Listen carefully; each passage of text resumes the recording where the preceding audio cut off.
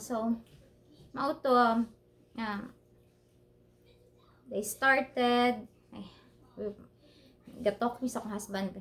Yeah, that's one thing that's really advantageous pod kay gina-allow nilang husband to go inside the room. So somehow he distracted me from everything that's happening, but kanang niabot yun akong anxiety. So I told my anesthesiologist I'm having an anxiety attack and I don't know what he did. Suddenly I just relaxed. So it helps really a lot.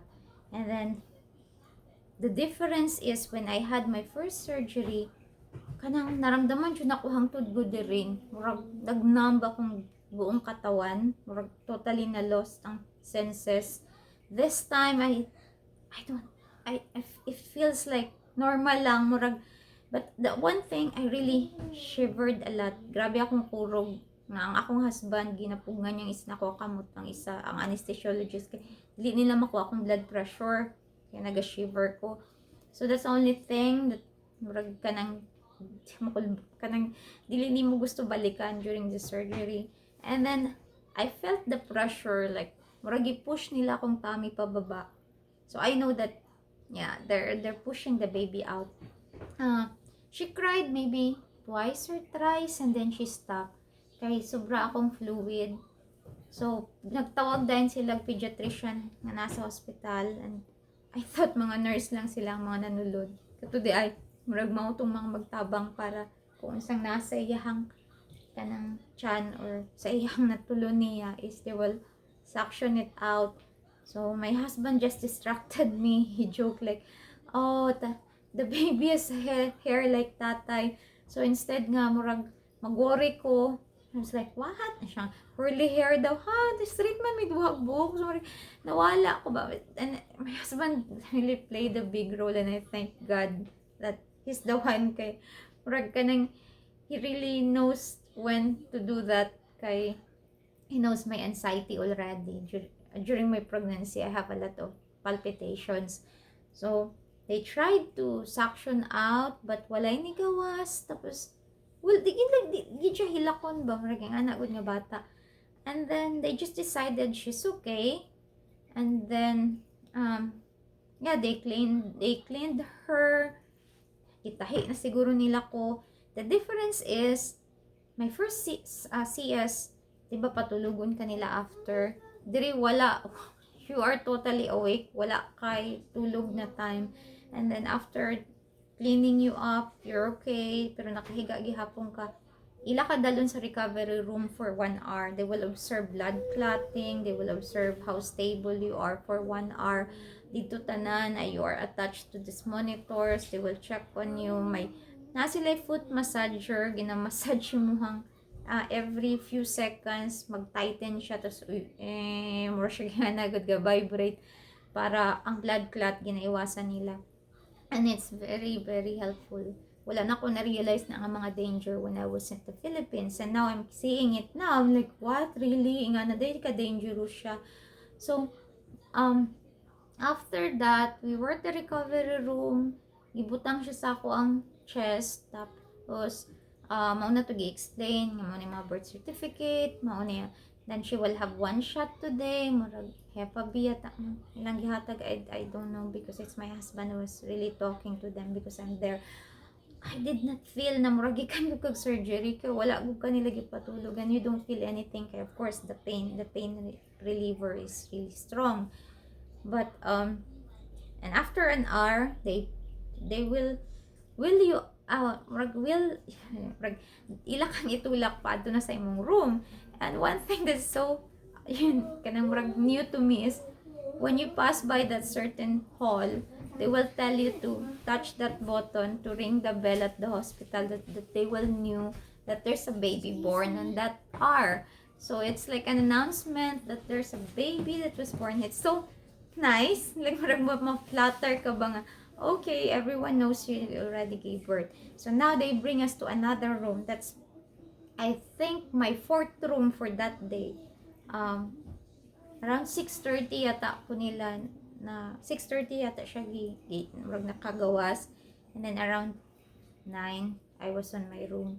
So the room was really big. Looks like a hotel room. kakita man siguro na sa TV na ilahang bed. There's a bed for the husband, there's a lot of couch for the visitor, and then unfortunately lagi dili na mo madala si Ading. It would be really relaxing if Ading was there because they could just sleep.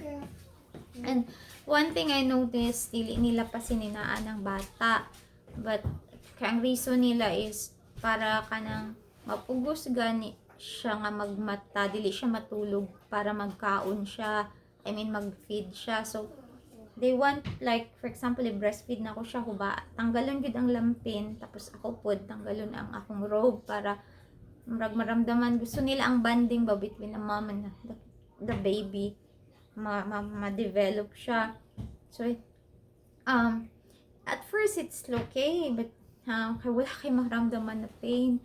But I think the next day, naramdaman na ako ang pain. So, they will ask you from 1 to 10, pila imuhang pain. So, dahil nahadlok na ko atong pain reliever nga ilang gihatag sa kuha, may murag na ako'y dili na ko ma-tolerate ang morphine, and at the same time I think the ibuprofen for me is a little bit, kay murag sanay ko sa Philippines na very mild lang ang atong mga medicine. Nang gatagan ko nilag another one, I think that was Motrin. And then with Motrin, nagpalpitate na pod ko. So, na, every time ang utana sila ginapababa, na kung ginapaba, akong pain para milder nilang ihatag sa ako. But the more it's painful because I have to breastfeed her, like, remove her from, like the next day, normal man, maingon sila, kinanglan makautot ka, kay diligid ka na mo pakauno nang dili ka makautot. Dapat makapupo ka bago ka na mo i-change ang diet. So, I'm not really into excited nga magkaon, pero kanang gusto po na ko maano nga, sure ko ga okay na ko. So, I need to stand up and go to her, and then you're on IV, but they're really forcing you to really move your feet para ang blood clot maiwasan. So, I was really like, okay, they're really particular on that. And the next day, kahit wala imong doctor na eye doctor, yun nga mag-visit sa imo, mo-check sa imo ha, marag stitches, and then I have some slight bleeding, ilang drawing-drawingan ng akong bandages. And then, the difference here is, they usually, dili nila liguan ng baby, hangtod, dili matanggal ang pusod niya. But yeah, I notice it's really fast nga nag-dry out. They will allow you to give her like a kanang murag sibinan kanimo kung sa tuwa pa kanang sa term na sponge bath lang, but no, avoid daw nga basaon ng pusod. So she has no bath. It's so frustrating kay di ba kanang gikan siya sa imong tiyan ang mga hugaw anak good, tapos so nimo siya i-clean, dili ko sanay like adding, she's very clean when I got her. So murag na-frustrate ko, and then I think the second day gikuha na nila akong IV. I'm on tablet na for pain reliever, but they did not remove that thing nga kanang needle sa imong kamot, kay just in case na kinahanglan kanila i-attach na po sa IV line, dali lang, di nakakinanglan tusok-tusokon para dili ka mag.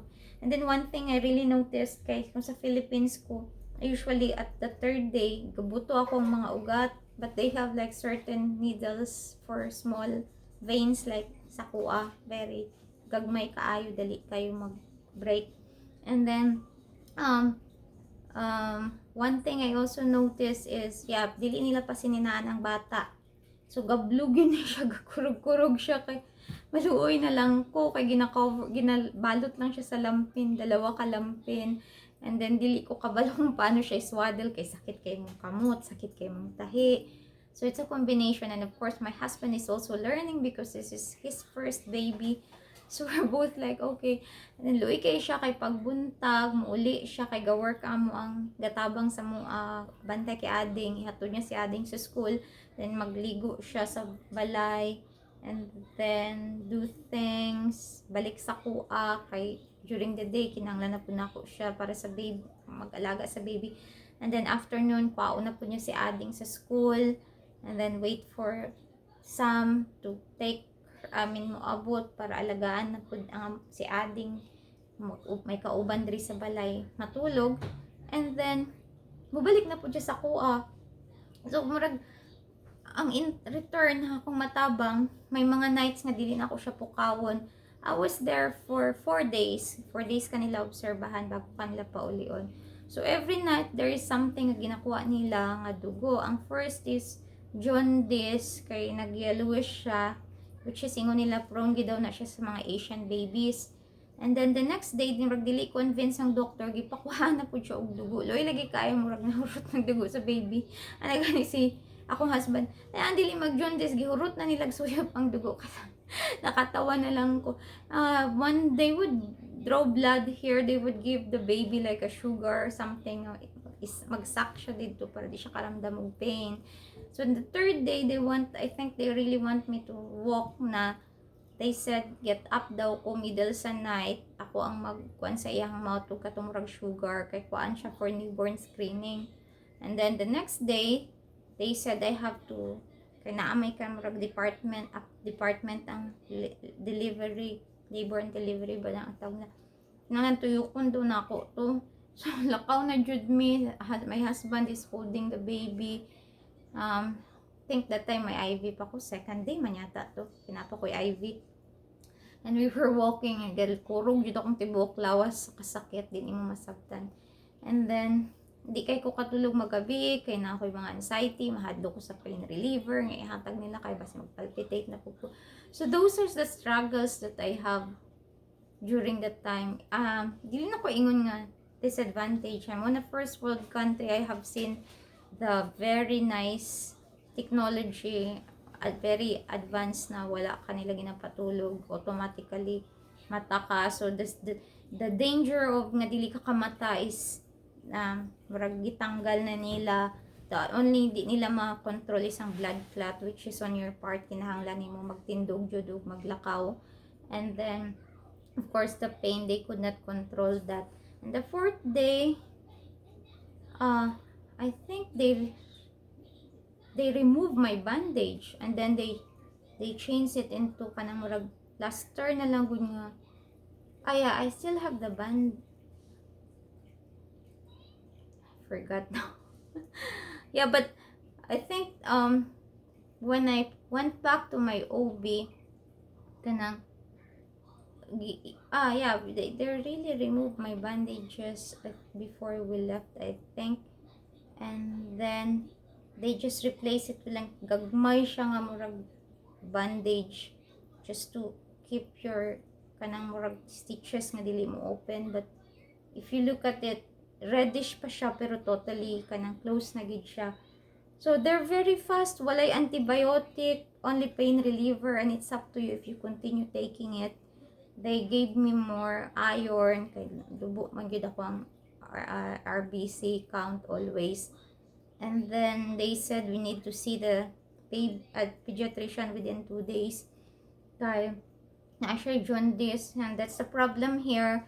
Manawag kag pediatrician kanang na sila yung mga ipangutana, tapos kanang puno na mig appointment because by appointment here. But fortunately I found an Asian doctor na pediatrician karon niya, which is na sila na ay Filipino nurse nga kadauli na mo na ami kanang ginahatagan mi niya og kanang similak nga gatas. She's very a little bit friendly. So yeah, that's the my whole journey of giving birth to Aethelflaed. And I think when I posted on Facebook na nagalakaw na ko gasundo kay ading sa school, everyone was worried because I'm pushing stroller.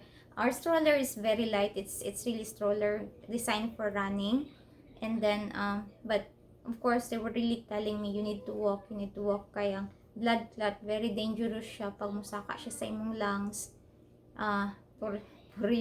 Palayo could cause death. And yun. So mao na ilahang mga they don't kabalo naman jud mo sa ilahang murag kinahanglan i-harden kanila here. They don't pamper you. You have to really be like surviving. I think it's because napansin ako ang kaibahan is wala ka gasingot diri. Your body is not really working so hard, and like in the Philippines that sa init pa lang mag-metabolize na imong lawas. So diri ay it's the first time that nagapalpitate ko, tapos kung magkaon kog daghan kay nga rice or karne, mura ko galisod maginhawa. So I could compare na kinahanglan jud nimo maglihok diri kay if you don't move, mura kang imong lawas okay, magluyag pug kag samot. So I understand why it is. So the reason that nagbangon pug ko, naglihok pud ko kay maramdaman ako pag maglakaw ko, mas naga-improve akong health, mas naga-improve akong paminaw, mas naga-improve akong paginhawa. Tapos no need na kog pain reliever kay murag ma-immune na magug sa sakit, malibtan pud nimo kay galakaw-lakaw ka. So that's the reason there, I think na gusto kanila maglihok. And it really helps. The recovery is fast. Yeah. And then the last thing that I will discuss is postpartum depression. It's very very big deal here nga ang mga lalaki din, mga husband, they don't think that it's overreacting. They're very aware of that. Your next visit to your doctor is your postpartum depression. I-check kanila, you will have questionnaires, they will interview you, and they will check your, syempre ang imong hapod uterus, I think you have physical check-up, they will check if the healing is okay, if you're okay, and then they're gonna give you someone to call kung mapansin nila ang imong mga answers sa imong questionnaire. You have to be true, of course, is medyo leading to postpartum. And men here understands postpartum. Most of them, I don't know if everyone, but most of them really respect that you will really go through that. Lalo na sa kuha na layo sa family. It's only me and my husband and my daughters na magabi pag naa siya sa work, murag dili na ako gusto magliho. Dili magabi mag-adlaw and kanang samot ka nga murag ma-depress, mahilak lang kag galit walay reason. I get annoyed very fast. So I have that with adding, but fortunately nanay, my sister and tatay was there, and every time mapansin ni nanay nga murag na ay changes akong behavior, she will talk to me. But of course my husband, first wife niya ako. No, I'm not saying I'm the only wife hopefully that he will have. So he's trying to balance everything, and but he knows he would take charge of the baby at night, even he's working. It's really difficult kasi nag-work siya. He's on a second shift from 2 p.m. to 11 p.m. and he needs to sleep in the morning. Tapos ang baby is nagamata every 2 hours for feeding. So that's why I also go into mix, because kung mag-breastfeeding ka, mas dikit-dikit ang imyahang feeding kay dili enough akong milk. So until I really go into pure formula feeding, because very difficult. Kinaapod ko estudyante na ko another anak diri. So we would hear that from other, like na diri lisod kaayo, it's not easy, wala kay matawag ang kapitbahay, wala kay matawag ang parente or mahangyo nga mga auntie or pinsan nga pwede diri sa ka or lutuin sa ako. So wala. Fortunately I have churchmate nga naghatod diri og murag isa ka bowl nga sabaw, so that was really a relief. But I could not cook because you have a baby, you have a kindergarten, you have to feed yourself. So pinakadali kung unsa lang na list ka nang kaingon jud ka dira, sabawan kag manok, daghan kayo mag-alaga sa imo ha. But I thank God that we survived. She's already 4 months. It's getting a little bit easier. Every month we're at the doctor for some vaccine. Those are the hard days. Sometimes colic. It's very common here. That I think that's the only thing I have encountered. Ang kanang hilakid siya paggabi pag grabe ang gas. But it's just like 30-minute episode. Not that bad, pero she's a manzanilla baby. I brought a lot of manzanilla, and I bought from Amazon one big manzanilla. It really helps. Despite nga naanak ko dere, I still believe in the power of manzanilla, and it really helps her. And adding is still a manzanilla kid until now. I put every time mag-diaper change, lalo na karon galamig. So Yeah, those are my experiences. They're both good, they're challenging experiences, but yeah, as we survive, we're okay. Hopefully, by God's grace, she will grow. Hope that healthy baby. She's a very not so di siya hilako na baby. So we're thankful because my husband is working and I have no one here. I understand because his family is far. Ako wala po kay family. So gi-condition po na ako kung mind nga. We have to survive on our own with it. So thank you for watching this vlog. Until next time, bye bye.